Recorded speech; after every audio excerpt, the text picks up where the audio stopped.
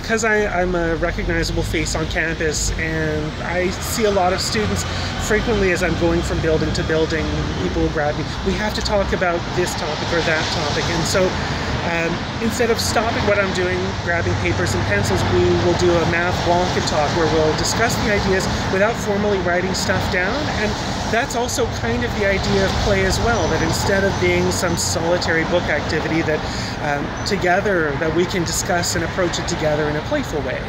And I've made some strides with my students. I've had one student in particular, when I first met her, she was taking an upgrading course, and she had been struggling with math and had always struggled with math. But now, after a couple of semesters of this approach of taking it from a playful perspective, of trying, seeing what works and seeing what we can get out of our mistakes, that she's now succeeding and thriving in my math course, and so I couldn't be prouder.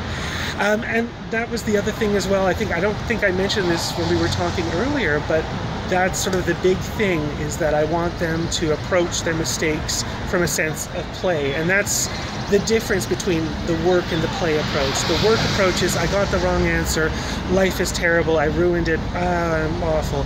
The play approach is, I did something, I made a mistake, what is this telling me? What can I get out of it? What can I go forward from this? Because anytime you're approaching it from a play perspective, pretend you're making a sandcastle and your castle collapses, well, you've learned something about making a sandcastle, even though your sandcastle's destroyed.